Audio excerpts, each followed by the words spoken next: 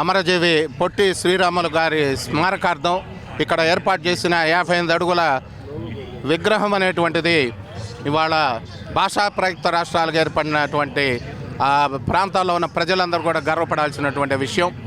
భారతదేశ స్వాతంత్రం కోసం అల్లూరి సీతారామరాజు గారు ఏ విధంగా పోరాడారో భాషా ప్రయుక్త రాష్ట్రాల కోసం ఆయన పోరాడాడు. అదేవిధంగా స్వాతంత్ర సమరంలో కూడా వారి ఆర్యవయసుల తరఫున కులమతాలకు అతీతంగా అస్పృశ్యతను నిర్వహించాలని, హరిజనులు, మాలా మాదిగలు, ఇతర నిమ్న జాతులు గుళ్ళో ప్రవేశించాలని ఆయన ఎంతగానో తపన పడ్డాడు. ఆలయ ప్రవేశం చేపించాడు.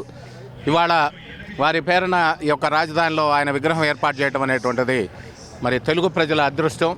ఇంతకుముందు ఉమ్మడి రాష్ట్రాలు, ఇప్పుడు ఆంధ్రప్రదేశ్ నవ్యాంధ్రగా ఏర్పడినటువంటి ఆంధ్రప్రదేశ్కి ఇది గొప్ప విజయంగా చెప్పచ్చు. చంద్రబాబు నాయుడు గారి ఖాతాలో కొంచెం లేటుగా అయినప్పటికీ కూడా లేటెస్ట్గా వారి గురించి ఆలోచించే విగ్రహాన్ని ఏర్పడడం అనేటువంటిది it's really great step taken by honourable CM Chandrababu Naidu garu. The credit goes to Pemmasani Chandrasekhar garu, who is and local MP and central minister. Guntur పార్లమెంట్లో రాజధాని ప్రాంతంలో ఏర్పాటు చేయడం అనేటువంటిది అందరం కూడా కులమతాల అతీతంగా ఈ ఆంధ్రప్రదేశ్లో ఉన్నటువంటి ప్రజలందరూ కూడా మరి దాన్ని యొక్క నిర్ణయాన్ని గౌరవించాలి.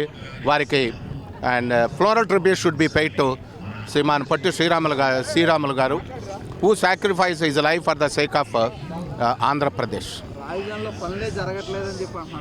సార్, కంటితో చూస్తూ ఉంటే it is a feast to the eyes. ఇది చూస్తుంటే ఈ యొక్క పనులు ఇవన్నీ కూడా నీరుకొండ దగ్గర పెద్ద స్థాయిలో ఏర్పాటు చేస్తున్నటువంటి ఒక సరస్సును ఏర్పాటు చేస్తున్నారు పర్యాటక కేంద్రంగా. పనులంటే మరి గతంలో 5 ఏళ్లలో కొరవబడింది కాబట్టి గత ప్రభుత్వం దీంట్లో మరి ఇప్పుడు దాన్ని వడ్డీని కూడా కలిపి ఇప్పుడు చేయాల్సినటువంటి బాధ్యత ప్రజెంట్ ఉన్నటువంటి గవర్నమెంట్ పైన. అది తప్పక వాళ్ళు ఈ అవకాశాన్ని సద్వినియోగం చేసుకుంటారు మరి కూటమి ప్రభుత్వం నాయకులు.